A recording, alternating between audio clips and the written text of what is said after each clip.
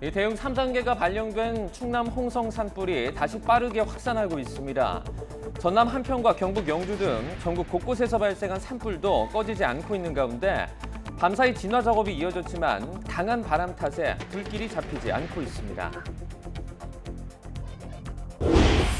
메마른 날씨 속에 그제와 어제 이틀간 산불 40여 건이 발생한 가운데 오늘 밤부터 식목일인 내일까지 전국에 단비가 내리겠습니다. 남해안에는 120mm 이상, 호남에도 최고 80mm의 많은 비가 내릴 걸로 보여 건조함이 해소되고 가뭄 해갈에도 도움이 될 전망입니다. 아파트 단지 쉼터에서 컵라면을 먹던 초등학생이 괴한으로부터 흉기로 공격을 당했습니다.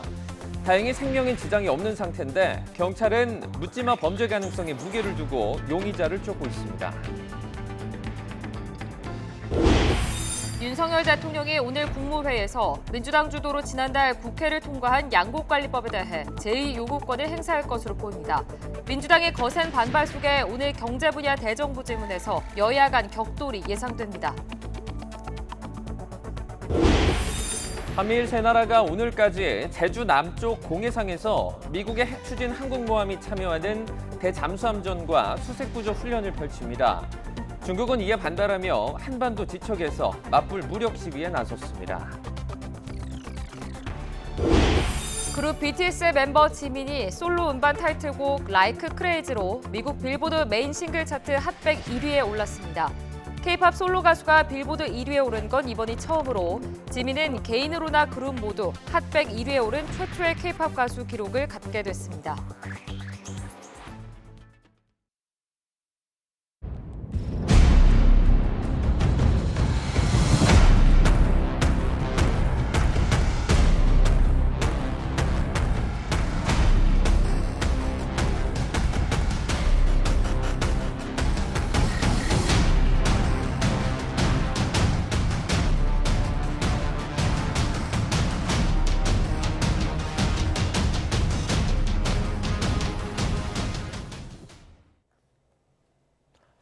시청자 여러분 안녕하십니까? 4월 4일 화요일 굿모닝 YTN 1부 시작합니다. 산불 소식으로 시작합니다. 밤샘 진화 작업에도 불구하고 불길이 잡히지 않고 있습니다. 충남 홍성에선 새벽부터 추가 대피가 진행 중인데요. 취재 기자 연결합니다. 최기성 기자. 네, 사회부입니다. 네, 지금 불길이 다시 강해졌다고요? 네, 산불 대응 최고 단계인 3단계가 발령된 충남 홍성에서는 산불이 강한 확산세로 돌아섰다고 산림당국이 밝혔습니다. 이 산불 3단계는 예상 피해 면적이 100헥타르 이상이고 평균 풍속이 초속 7m 이상일 때 발령됩니다.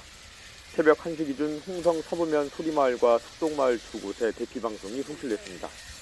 산림당국은 안전을 위해서 추가로 대피하는 마을 주민이 늘어날 가능성이 크다면서 정확한 가구수와 대피 인원을 조사 중이라고 설명했습니다. 화재가 이어지면서 인근에 있는 초등학교 한 곳과 중학교 한 곳이 어제에 이어 오늘도 문을 닫기로 했습니다. 산불 3단계가 내려진 충남 금산과 대전 서구 진화율은 65%입니다. 전남 한평은 양봉장 불씨가 산림으로 번진 것으로 추정되는데 새벽 2시 기준 진화율이 40%입니다. 인근 주민에게 대피령을 내리고 불을 끄고 있는데 강풍이 불면서 진화에 어려움을 겪고 있습니다. 어제 오후 2시 10분쯤 경북 영주 박달산에서 시작한 불 역시 바람을 타고 계속 번지면서 산불 3단계를 유지하고 있습니다.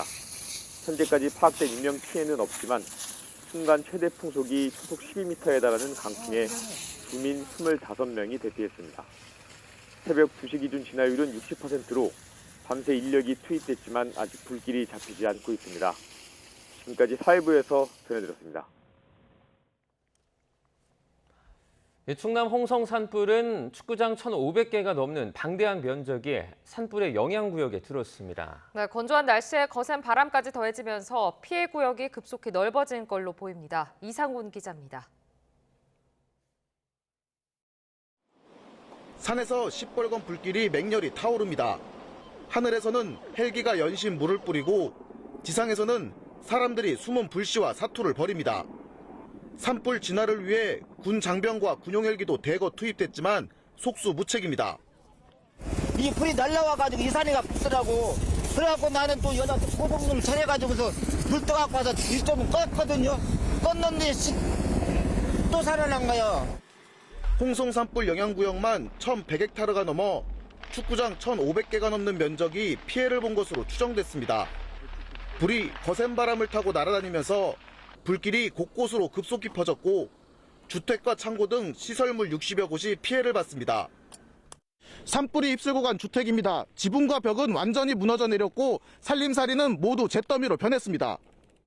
홍성군 지정문화재인 사당도 화마를 피하지 못했고 한 농민이 애지중지 키우던 돼지 800여 마리는 떼죽음을 당했습니다. 이 동사가 그래도 이제 좀 산에서 좀 그래도 거리가 있고 해서 여기는 생각을 못 했거든요. 어떻게 복구를 해야 될지 뭐 막막합니다. 예. 충남 금산에서 시작돼 대전까지 번진 산불 역시 강풍 때문에 좀처럼 잡히지 않았습니다. 산림청은 산불 발생 둘째 날에 대형 산불을 모두 잡을 계획이었지만 다시 강해진 바람으로 확산하는 불길을 잡기엔 역부족이었습니다. YTN 이상군입니다. 서울 한복판에서 자리 잡은 인왕산에 난 산불은 꼬박 하루 넘게 이어지며 주민들을 불안에 떨게 했습니다. 네, 이번 산불로 잿더미가 된 산림만 축구장 21개 면적으로 서울에서 난 산불 가운데 역대 최대 규모입니다. 박정현 기자가 보도합니다.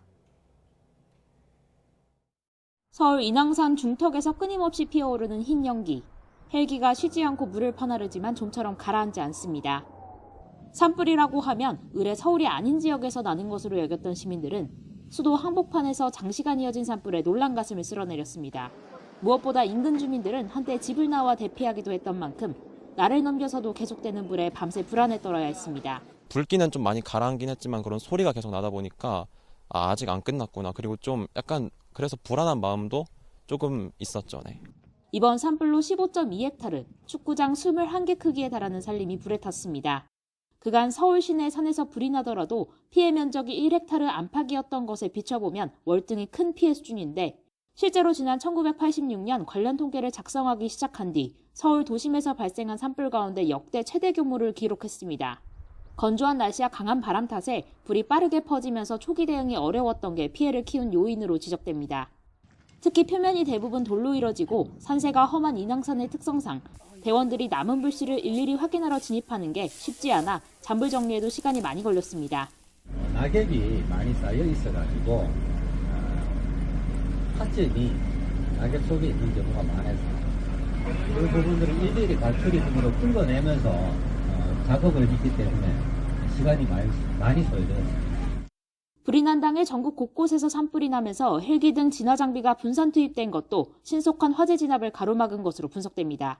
경찰과 소방당국은 조만간 감식에 나서 산불이 어디서 어떻게 시작됐는지 조사할 방침입니다. YTN 박정현입니다. 지난 이틀 새 40건이 넘는 산불이 발생했습니다. 특히 그제는 산불이 34건 발생하며 하루 만에 난 산불 수로는 상위 3번째를 기록했습니다. 건조특보 속에 고온의 강한 동풍이 산불 원인으로 꼽히고 있습니다. 김민경 기자가 보도합니다. 지난 휴일 하루 동안 발생한 산불은 모두 34건. 동쪽을 제외한 서쪽 대부분 지역에서 오후에 동시다발적으로 일어났습니다. 지난 2002년 4월 5일 식목일에 발생한 63건의 산불. 2000년 식목일의 50건에 이어 역대 세 번째로 많은 일 산불 건수를 기록했습니다. 어제도 산불 발생 기세는 꺾이지 않았습니다. 건조한 날씨가 동시다발 산불의 가장 큰 원인입니다. 전국 대부분의 건조주의보가, 수도권과 충청 일부에는 건조경보가 발령됐습니다. 여기에 동풍이 태백산맥을 넘으며 고온 건조한 바람으로 바뀌며 마치 초여름 같은 더위가 나타났습니다. 서쪽 지역은 상대 습도가 20% 이하로 떨어졌고 초속 10m 이상의 돌풍까지 불면서 산불이 발생하기 좋지만 진화는 어려운 기상 조건이 만들어진 겁니다. 다행히 오늘 밤부터는 전국에 단비 소식이 있습니다. 서해상에서 접근하는 저기압의 영향으로 4일 늦은 오후부터 6일 사이 전국 대부분 지역에 비가 내리겠는데요. 특히 제주도와 남해안, 지리산 부근에는 매우 많은 비가 내릴 것으로 예상됩니다. 제주도와 남해안, 지리산 부근에는 최고 120에서 200mm, 내륙에도 20에서 80mm의 봄비치고는 무척 많은 양의 비가 예상됩니다. 이번 비는 봄철 산불이 가장 잦은 시기인 식목일과 한식에 거쳐 내립니다. 따라서 극심했던 가뭄의 갈에 도움이 될 뿐만 아니라 산불 걱정도 한시름 덜게 하는 말 그대로 단비가 될 전망입니다. YTN 김민경입니다.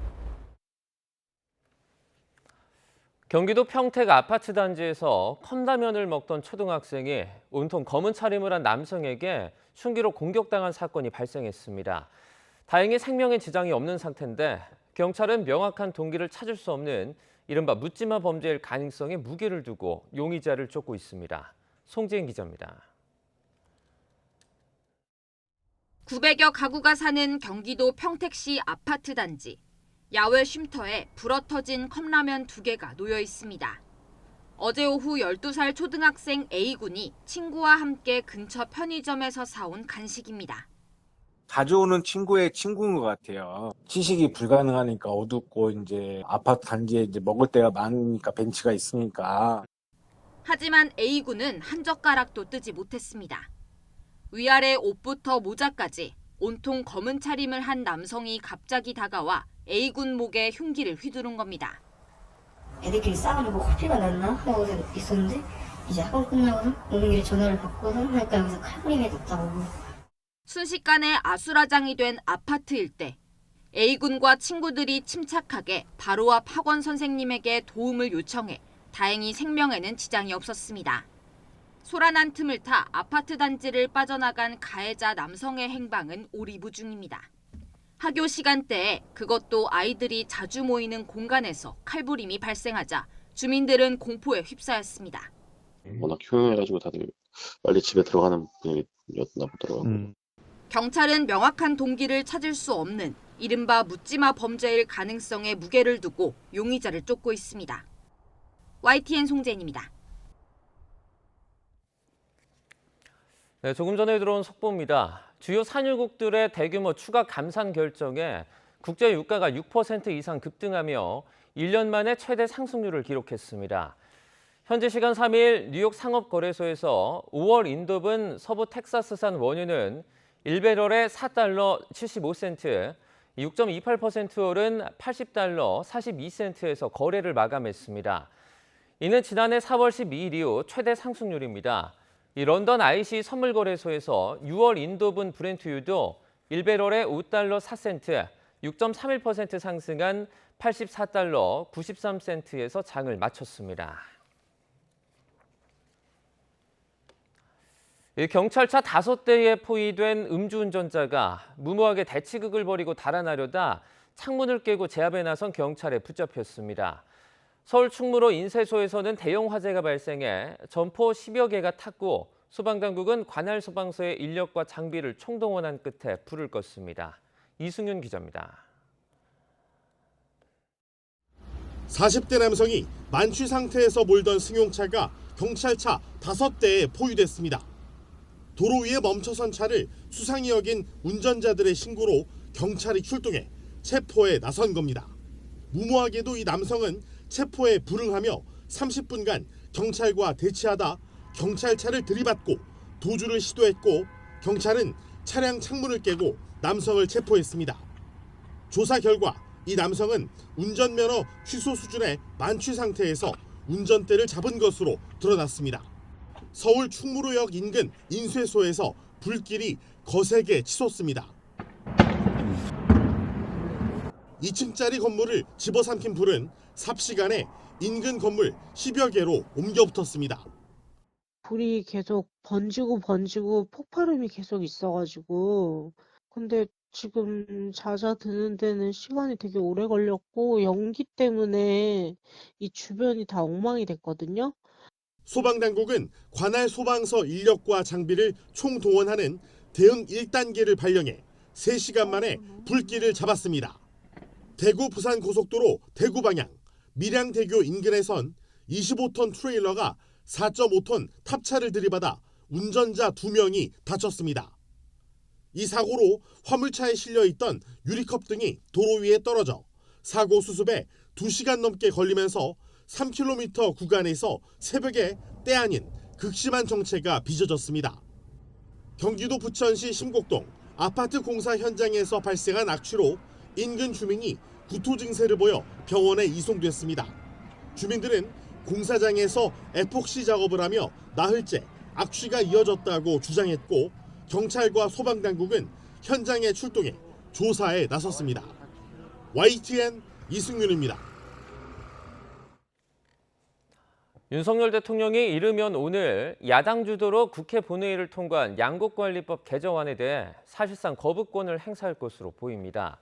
더불어민주당은 릴레이 삭발식을 포함한 규탄 대회를 열고 정부가 농민 생존권을 외면한다며 거세게 반발했습니다. 정현우 기자의 보도입니다. 지난달 23일 쌀 초과 생산분을 정부가 의무 매입하게 하는 양곡관리법 개정안이 여당 반발 속에 더불어민주당 주도로 국회 문턱을 넘었습니다. 법 통과 10여일 만에 윤석열 대통령이 이르면 오늘 국무회의에서 국회에 법안 수정을 요구하는 제2요구권, 사실상의 거부권을 행사할 전망입니다. 법안 재의결을 위해선 과반 출석의 출석 3분의 2 이상 찬성표가 모여야 하는데 115석을 가진 국민의힘이 반대하고 있어 사실상 법안 폐기 수순을 밟는 겁니다. 법 개정안이 국가재정에 악영향을 끼친다며 애초부터 거부권 건의를 언급했던 국민의힘은 대통령 방침에 힘을 실었습니다. 민주당이 이재명 대표 1호 법안 통과를 위해 농업 미래 파괴까지 불사한다고 맹폭을 퍼부었습니다. 정권을 뺏기자 이제 부랴부랴 추진하는 이유는 뻔합니다. 윤석열 정부가 실패해야 민주당에게 반사적 이익이 생긴다는 못된 흉계라는 사실. 민주당은 소속 의원 삭발식 등 대규모 규탄 대회를 열고 농민 생존권과 식량 안보를 지키기 위해 법 개정안을 공포해야 한다고 요구했습니다. 농업을 파탄 지경으로 내몬 장군님들이 누구입니까? 바로 윤석열 대통령과 정부 여당입니다.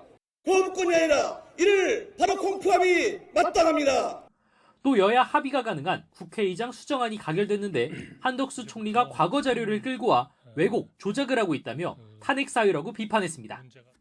오늘 국회 경제 분야 대정부 질문이 예정돼 있는 가운데 윤석열 대통령이 취임 이후 첫 거부권을 행사할 경우 여야의 거친 공방은 불가피할 것으로 전망됩니다.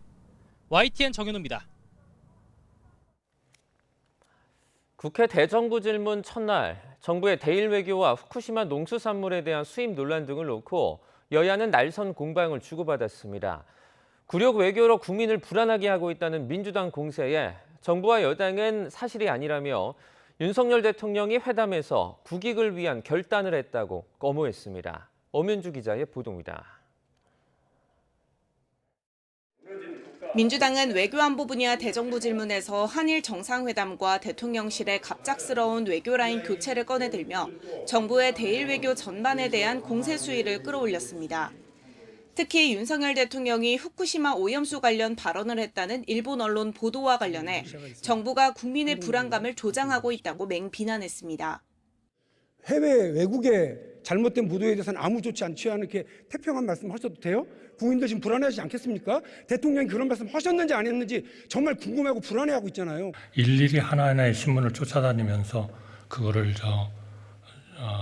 조치를 하고 하는 것은 그 우선순위는 적다. 저는 그렇게 생각합니다. 반면 국민의힘은 한일 정상회담의 성과를 부각하며 일본의 한국에 대한 소극적인 태도는 지난 문재인 정부의 대일 외교 탓이라고 역공을 폈습니다. 그러면서 굴욕 외교, 조공 외교라는 야당의 주장을 일축한 동시에 윤석열 대통령이 국익을 위한 결단을 했다고 추켜 세웠습니다. 조공이라는 거는 일종의 약한 사람이 강한 사람한테 뭐를 갖다 바치는 거 아닙니까? 대한민국이 지금 그래야 할 이유는 별로 없는 거죠. 저는 이러한 결단을 이어나간 게 윤석열 대통령이다. 그래서 후세 사과 평가할 거다 보는데 동의하십니까? 여야 지도부도 장외에서 신경전을 이어갔습니다. 민주당은 후쿠시마 오염수는 국민의 건강과 생명에 직결된 문제라며 정부를 향해 제대로 된 대안을 마련하라고 거듭 압박했습니다.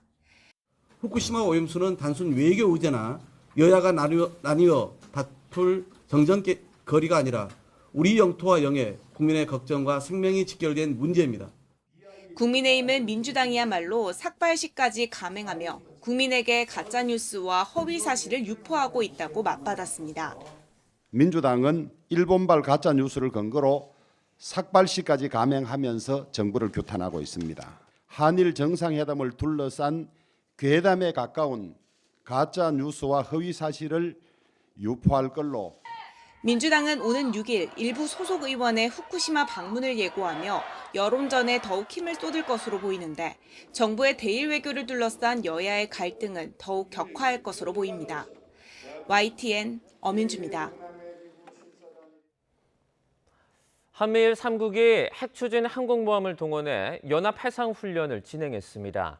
잠수함 발사 탄도미사일이나 핵 어뢰 등 북한의 핵 위협에 대응하는 차원입니다. 임성재 기자입니다. 한미 해군과 일본 해상자위대가 제주 남반공해상에서 대잠수함 훈련을 진행했습니다. 한미일 세 나라가 참여하는 대잠전 훈련은 지난해 9월 이후 6개월 만입니다. 한미일은 북한의 잠수함을 모의한 수중 무인 표적을 수면 깊숙이 던져 이를 탐지하고 추적한 뒤 격추하는 데 훈련 중점을 뒀습니다. 훈련에는 해군 이지스 구축함 율곡 2함, 구축함 최영함과 대조영함이 참가했고 미 핵추진 항공모함 니미츠함을 비롯한 제11 항모강습단과 일본 해상자위대 구축함 우미기리함이 함께했습니다. 2016년 이후 7년 만에 인도적 성격을 띤 수색 구조 훈련도 재개해 한미일 안보 협력을 더 강화했다는 평가가 나옵니다. 이번 대잠전 훈련은 최근 북한의 고도화되는 SLBM 등 수중 위협에 대한 한미일의 대응 능력을 향상시키기 위해서 마련되었습니다. 북한은 최근 소형화된 전술 핵탄두 화산 31을 공개하며 다양한 형태의 핵 위협을 과시하고 있습니다. 특히 잠수함 발사 탄도미사일 SLBM이나 핵 무인 수중 공격정 헤일 등의 화산 31을 탑재할 수 있다며 수중 위협을 부각하고 있습니다. 최근 북한의 순항미사일 시험 발사에서 볼 수 있듯 일반 잠수함에서 순항미사일 공격이 가능하게 됨에 따라 한미일의 대잠 작전 필요성은 더욱더 높아졌다고 할 수 있습니다. 한미일 세 나라가 보란듯이 대북 억지력을 보여준 가운데 이를 빌미로 북한이 추가 도발에 나설 가능성이 높다는 관측이 나옵니다. YTN 임성재입니다. 북핵 도발을 견제하는 한미일 해상훈련에 중국이 먼저 발끈하고 나섰습니다. 미국 핵추진 항공모함의 훈련 투입을 직접 비난하며 한반도가 지척인 곳에서 맞불 무력 시위에도 나섰습니다. 베이징에서 강정규 특파원입니다. 중국 군함이 해상 표적을 향해 불을 뿜습니다. 바다를 뚫고 올라온 포연이 해역을 가득 메웁니다. 중국 동부전구가 함대를 편성해 실사격과 잠수함 탐지 훈련을 벌였다며 공개한 영상입니다. 서해 북부 해상에서도 열흘 동안 민간의 항행이 금지됐습니다. 한반도가 지척인 보하이만 입구에서 실탄 사격을 공지한 겁니다. 한미일 3국이 제주 남부 해역에서 벌이는 연합훈련에 대한 맞불 무력 시위로 풀이됩니다. 중국 외교부도 미국의 핵추진 항공모함의 훈련 투입을 직접 거론하며 불편함을 드러냈습니다. 이어 최근 잇따른 북한의 미사일 발사 원인을 꼬리를 무는 연합훈련 탓으로 돌렸습니다.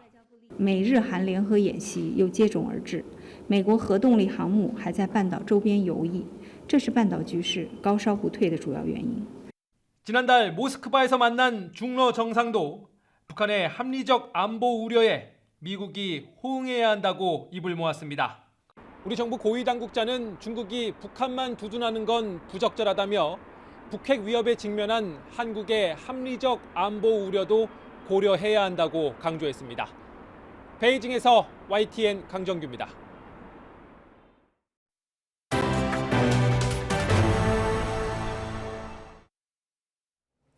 그룹 방탄소년단 BTS의 지민이 K-팝 솔로 가수 사상 처음으로 미국 빌보드 싱글 차트 정상에 올랐습니다. 특히 지민은 개인으로 또 그룹으로 모두 1위의 고지를 밟은 최초의 K-팝 가수가 됐습니다. 보도에 김상우 기자입니다.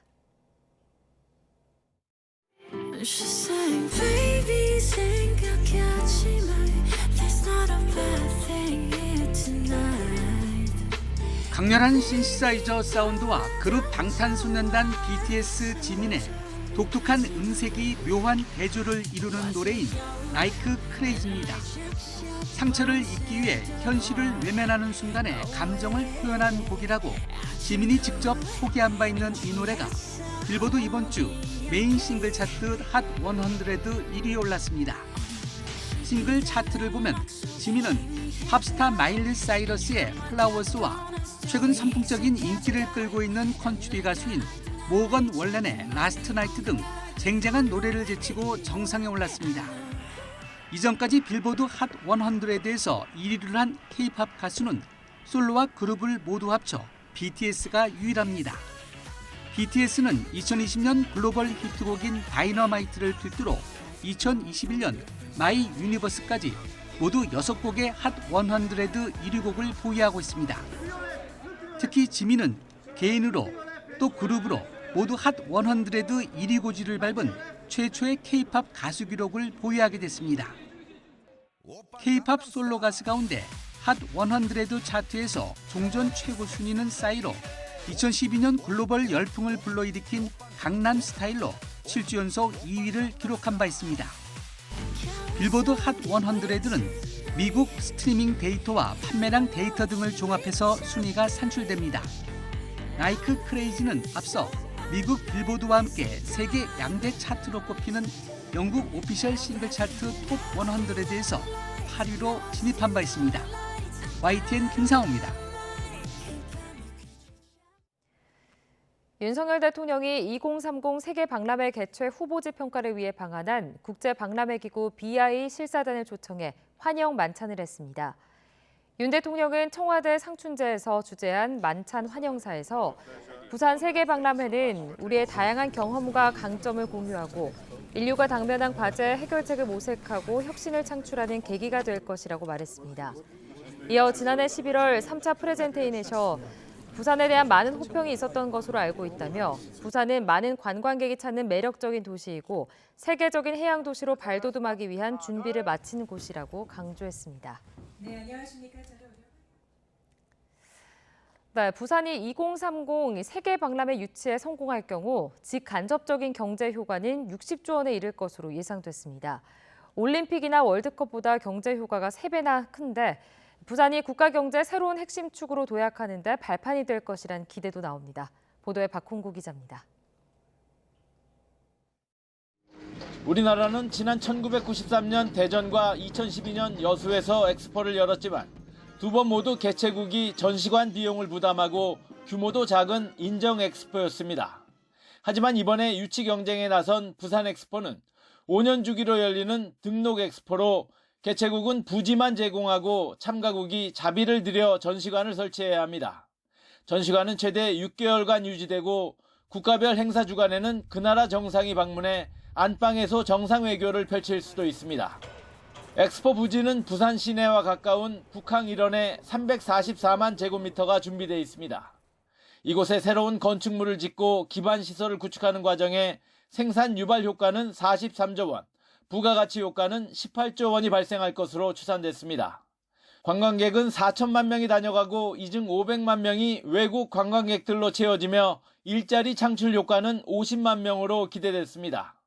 또 친환경과 AI, 로봇 등 신기술의 경연이 펼쳐지며 한국의 위상이 높아지고 부산은 우리 경제의 새로운 중심축으로 떠오를 수 있는 계기를 마련할 것으로 보입니다.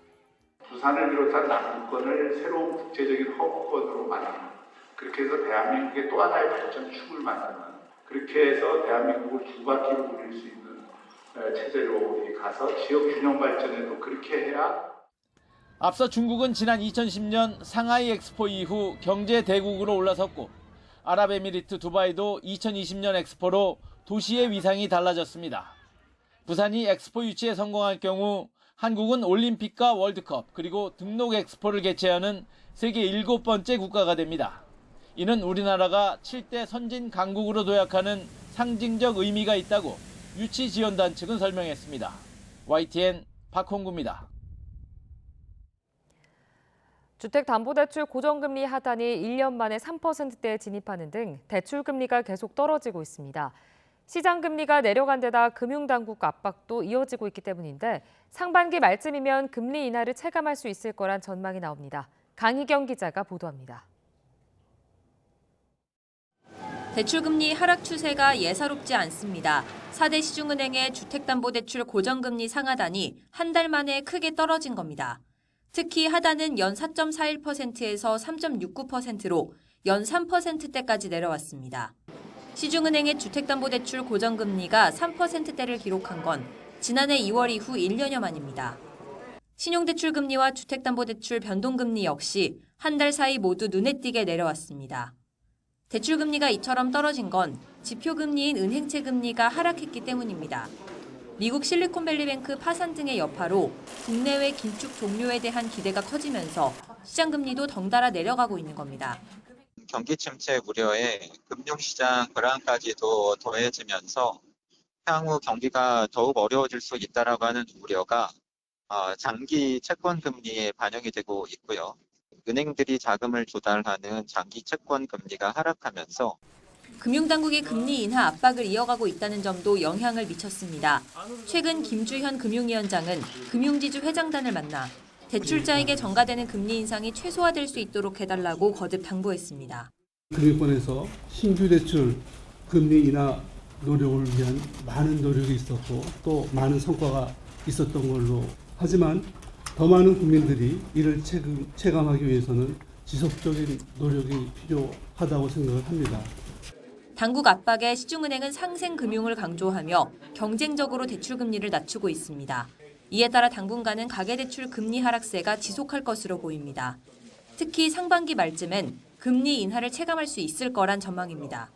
상반기가 지나기 전에는 국민들께서 아마 그런 어떤 은행의 노력 그리고 저희 최근에 이제 단기 자금시장 안정으로 인한 시장 평균금리 떨어지는 이런 것들을 상반기 중에 어느 정도 느끼실 수 있지 않을까 싶어서.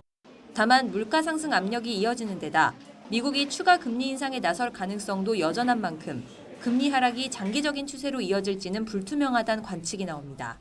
YTN 강희경입니다. 33살 나이에 취임해 세계적으로 주목받은 핀란드 산나 마린 총리가 총선 패배로 물러나기도 했습니다. 이번 총선에서도 이탈리아와 스웨덴에 이어 유럽을 휩쓸고 있는 우파 바람을 실감할 수 있었는데요. 이경아 기자가 전해드립니다. 핀란드 총선 결과 200개 의석 중 절반 가까이를 우파 정당들이 나눠 가졌습니다. 중도 우파인 국민연합당이 제1당이 됐고 극우 핀란드당이 뒤를 이었습니다. We build up NATO Finland and we fix our economy. We boost our economic growth and create new jobs. These are the crucial main important issues.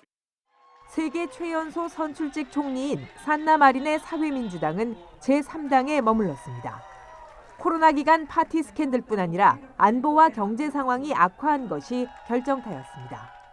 Negotiations will be hard, but in the end, I think Finland will have a majority government in place, and of course we hope that we can continue our work. 핀란드 총선 최대 승자는 반이민 정책과 유럽연합 탈퇴를 주장해온 극우 핀란드당입니다. 지난 2015년 처음 의석을 얻었던 정당이 10년도 안 돼 제1당을 위협하는 위치로 성장한 겁니다. 몬테네그로 대선에서도 30대 중도 우파 정당 후보가 결선 투표 끝에 압승했습니다. 현 대통령이 33년간 장기 집권한 데 따른 피로감과 여당의 부정부패가 정치 신인에게 자리를 내준 원인으로 꼽힙니다. Večeras je Crna Gora napravila jedan odlučan korak naprijed. Rekla zbogom, presudno zbogom, ovom prevaziđenom režimu gospodina Đukanovića. 지난해 이탈리아에서는 100년 만에 극우 정권이 탄생했고 스웨덴에서도 우파 연합이 총선에서 이겼습니다. 각국에서 집권에 성공하면서 유럽의 우파 전성 시대는 당분간 이어질 것으로 보입니다. YTN 이경아입니다.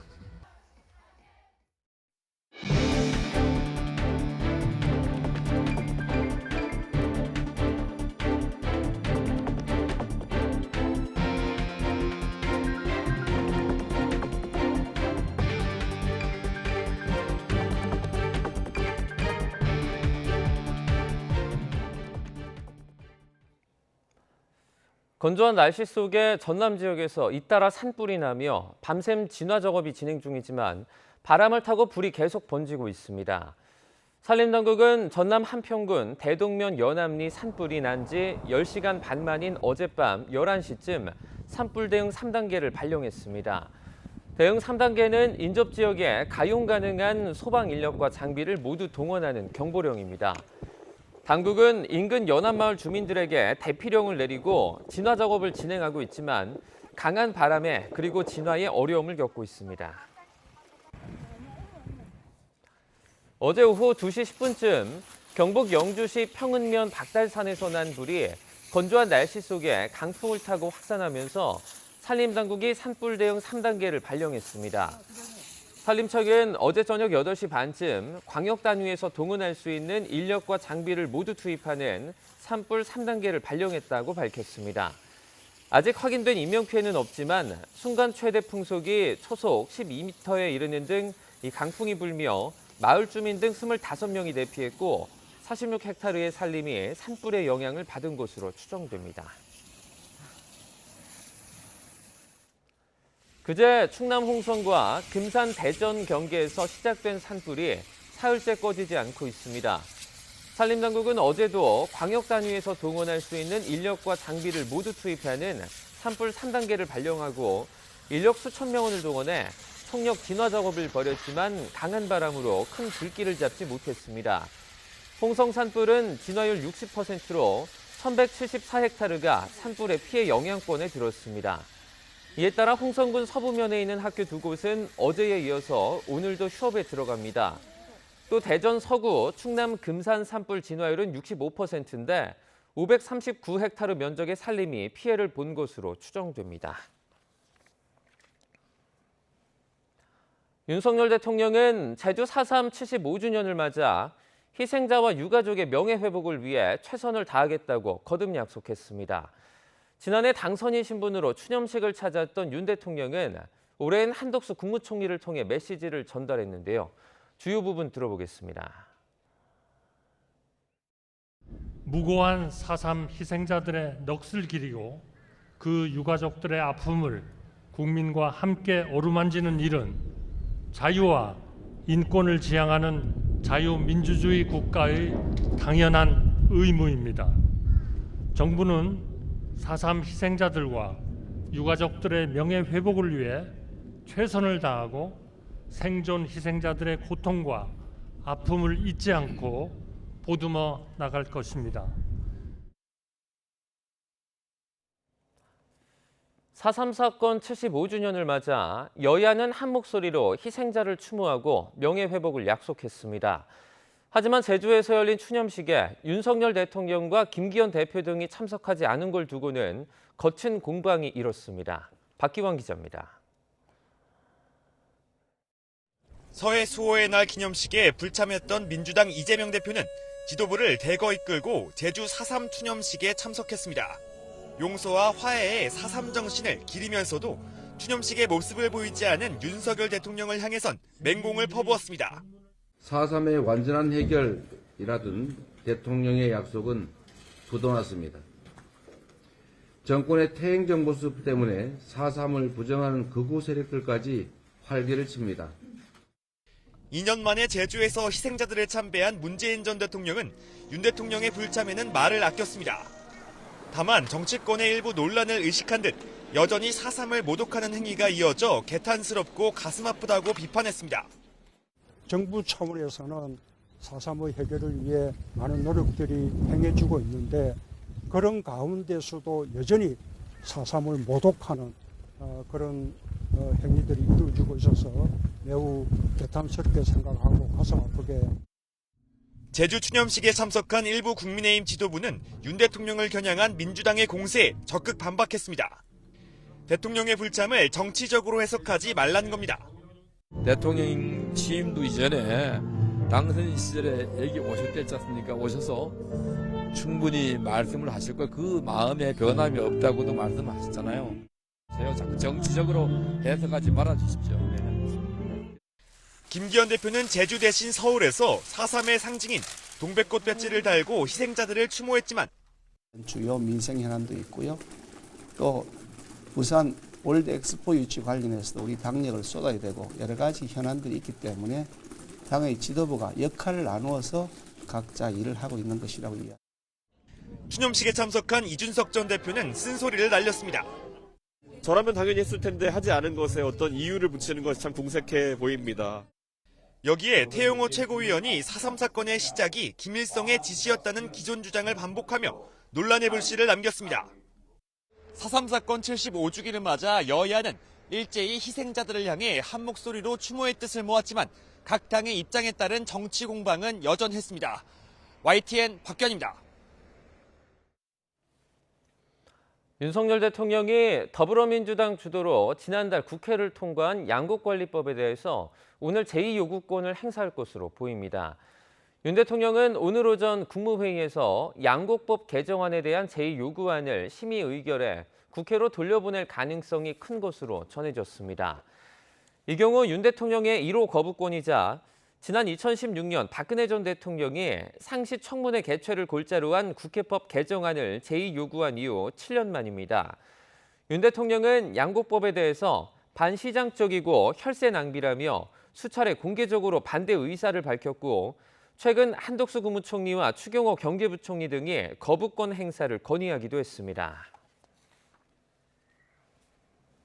국회 대정부질문 첫날 한동훈 법무부 장관이 검수완박 법안에 대한 민주당 의원들의 질문에 문제는 많지만 존중하겠다고 말했습니다. 국회의원 불체포 특권 포기에 대한 의견을 묻는 국민의힘 의원들의 질문에는 부당한 체포는 없다며 일반 국민처럼 심사받게 해달라고 밝혔는데요. 직접 들어보시죠. 장관의 입장을 정확히 한번 말씀해 주십시오. 저는 그 헌법재판소의 결정은 문제가 많은 결정이라고 생각합니다만 법 집행을 담당하는 사람으로서 그 헌법재판소의 결정을 존중하고 그 결정 취지에 맞추어서 법을 집행할 것이다 라는 말씀입니다. 그리고 이 입법이 국민에게 직접 피해를 주는 내용이라면 가만히 그 법무부 장관이 아무런 조치를 하지 않으면 오히려 그게 직무유기죠. 검찰 권력이 국회를 탄압하려는 의도로 의원에 대하여 부당한 체포를 감행한다는 것은 불가능하고 상상할 수 없다고 생각하는데 어떻게 생각하십니까? 그렇게 부당한 체포가 이루어지는 문제는 아니고요. 그런데다가 체포 동의안의 문제는 판사 앞에서 다른 일반 국민들과 똑같이 판사 앞에서 심사받게만 해달라는 정도의 얘기입니다.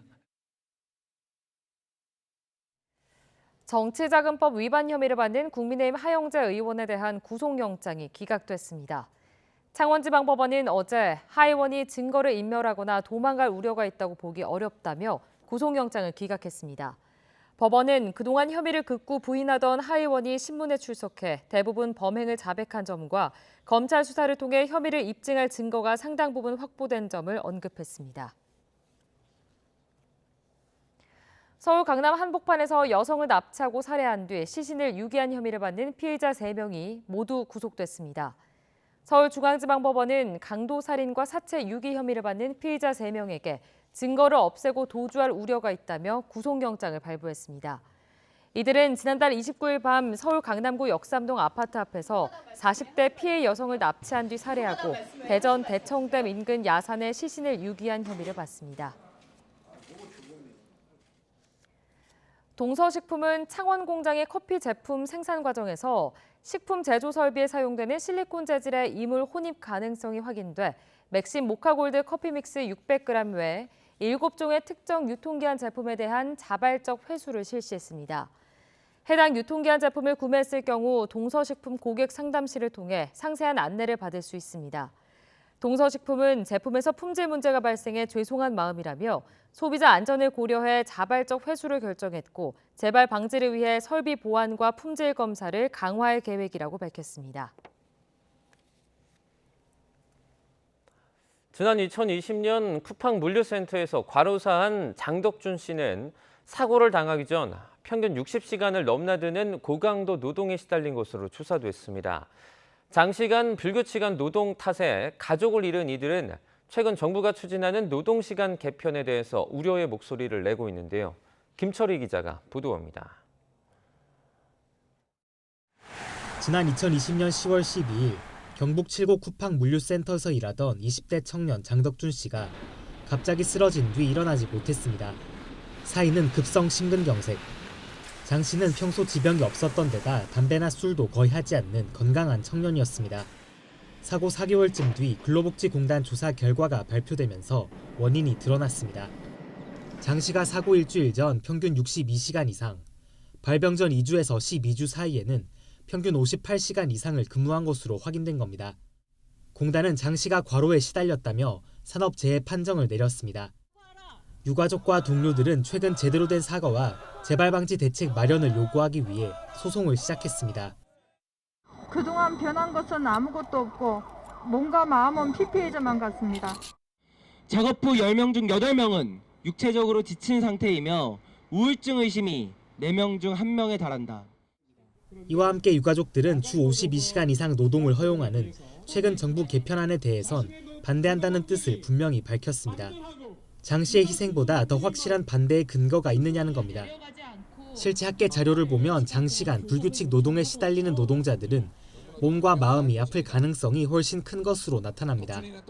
주당 52시간 이상 근무하는 노동자의 급성 심근경색 발병 확률이 40에서 48시간 근무하는 노동자보다 3배 이상 높다는 조사 결과가 있습니다. 또 노동시간이 길수록 우울증에 걸릴 위험이나 자살 생각이 급증하는 것으로 확인되기도 했습니다. 나아가 전문가들은 현행 주 52시간 제도 역시 노동자들의 건강에 악영향을 주고 있다면서 유연근로 확대에 앞서 주당 노동시간 상한부터 낮춰야 한다고 지적합니다. 노동시간의 계산의 단위를 분기, 반기, 연 단위로 늘린다 하더라도 선행돼야 될 거는 주 단위 상한의 시간을 지금 현재 52시간이 아니라 글로벌 스탠다드 입각해서 48시간 정도로 정해놓고 정부는 유연근로 확대 과정에서 노동자의 선택권을 강조하고 있습니다. 하지만 노동자의 선택권이 그리 넓지 않은 노동 현실부터 직시해야 한다는 목소리가 나오고 있습니다. YTN 김철입니다. 몇 해 전 인기리에 방영된 드라마 미스터 선샤인의 주인공은 실존 인물인 독립운동가 황기환 지사를 본떠 만들어졌습니다. 최근 황 지사의 구체적인 생애를 뒷받침할 자료가 새로 발굴됐는데요. 영상 보며 설명해 드리겠습니다. 이 드라마 미스터 선샤인에서 배우 이병헌 씨가 연기한 주인공 유진초이 미군으로 복귀하며 시민권을 취득한 뒤 고국으로 돌아와서 항일운동을 펼치는 인물로 그려집니다. 이 주인공의 실존 인물은 독립운동가 황기환 지사지만 그동안 구체적인 출생 연도와 활동 이력 등은 베일에 쌓여 있었습니다. 그런데 최근 국가보훈처가 황 선생의 독립운동 행적을 보여주는 미국 정부 공식 문서와 외신 인터뷰 등 미공개 자료 11점을 발굴했습니다. 1886년 4월 4일생 평남 순천에서 태어난 황 선생은 19살이던 1904년 미국 하와이로 입항한 것으로 확인됐습니다. 1918년 1차 세계대전이 발발 후엔 얼황이란 이름으로 미군에 자원 입대해 미국 시민권을 획득합니다. 종전 후 유럽과 미국을 오가며 임시정부 외교위원으로 독립운동을 펼친 황 지사. 미국 매체와의 인터뷰에선 우리는 한국인을 위한 한국의 완전한 독립을 위해 싸우고 있다고 역설했습니다. 또 일본이 한국을 일본의 일부로 고집하는 한 국동의 평화는 없을 것이라고 단언하며 강한 독립 의지를 드러내기도 했습니다. 이처럼 한국과 미국 두 나라 모두의 영웅이었던 황 지사는 1923년 순국해 지금까지 미국 뉴욕의 한 공동묘지에 묻혔는데요. 100년 만에 유해 봉환을 추진 중인 정부는 이달 말 한미 정상회담을 계기로 대통령 전용기를 통해 직접 유해를 모시는 방법도 검토 중인 것으로 알려졌습니다.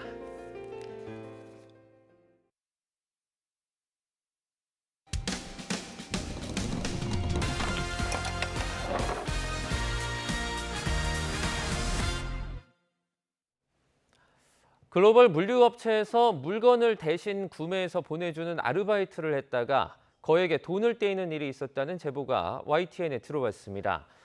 실제 물류업체 홈페이지가 아닌 피싱 사이트였는데 이 피해자들은 감쪽같이 속았다고 전합니다.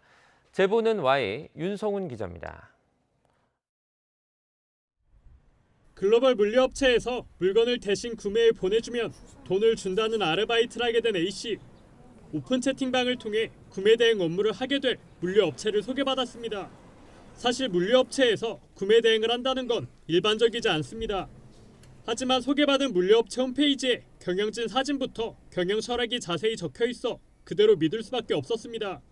정말 제대로 된 사이트로 보였어요. 그래서 정말 대형 물류사처럼 뭐 해상 운송도 하고 있고 각종 국제 물류 이렇게 하는 것도 있고 하다 보니까 저는 사기라는 거를 생각을 못했던 것 같아요.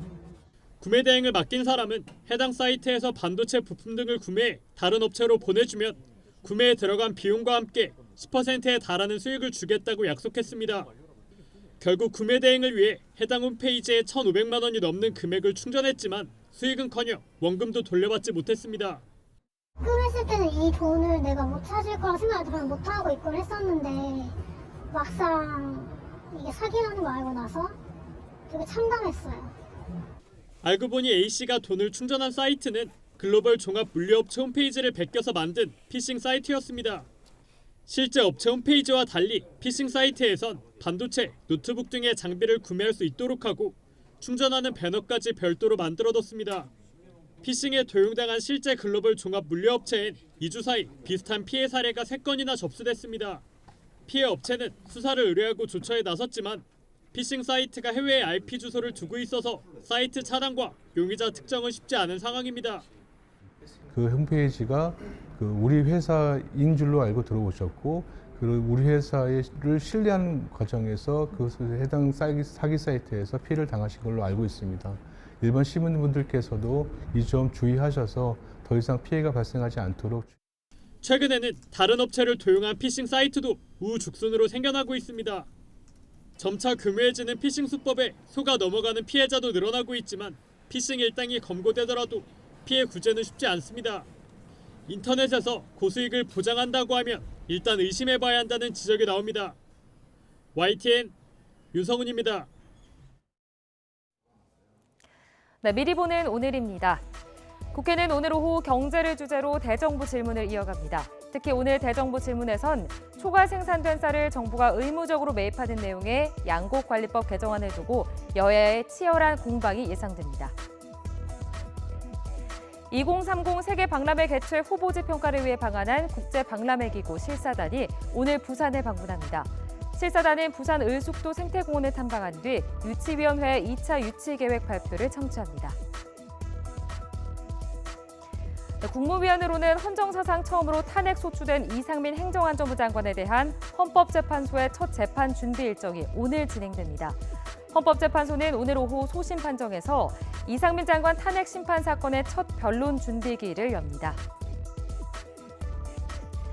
윤석열 대통령이 검찰총장 시절 받은 정직 2개월 징계에 대해 불복해낸 행정소송 항소심 재판이 오늘부터 본격화합니다. 서울고등법원은 오늘 오후 윤 대통령이 법무부 장관을 상대로 낸 징계 취소 소송의 첫 변론기일을 진행할 예정입니다. 감사원의 표적 감사 의혹을 제기한 전현희 국민권익위원장이 오늘 고위공직자범죄수사처에 출석합니다. 공수처 특별수사본부는 오늘 오후 전 위원장을 고발인 신분으로 불러 조사할 예정입니다. 지금까지 미리 보는 오늘이었습니다. 오늘 밤부터는 전국에 단비 소식이 있습니다. 하지만 그 전까지 서울 기온이 22도까지 오르는 등 고온 현상이 이어지겠고요. 내륙 곳곳으로는 건조특보도 계속되겠습니다. 추가 화재 사고가 발생하지 않도록 각별히 주의해 주시기 바랍니다. 오늘 낮부터 제주도를 시작으로 퇴근길 무렵에는 서쪽 지방에 밤 사이에는 전국 대부분 지역에 비가 내리겠습니다. 그 사이 예상되는 비의 양은 서울도 내륙 지역에 10에서 60mm가 되겠고요. 제주도 많은 곳에는 200mm 이상, 남해안 지역에는 120mm 이상의 큰 비가 내리겠습니다. 특히 내일부터 이들 지역에는 시간당 20에서 30mm 안팎의 집중호우가 쏟아지겠습니다. 또한 제주도는 오늘부터 그 밖의 지역에는 내일부터 바람도 강하게 불겠습니다. 현재 기온 살펴보면 서울은 16.2도, 대전은 12도로 어제보다 3에서 7도가량 높게 출발하고 있고요. 낮 기온은 서울이 22도, 광주와 부산은 21도로 여전히 따뜻하겠습니다. 비가 내리면서 고온 현상은 점차 누그러지겠습니다. 날씨였습니다.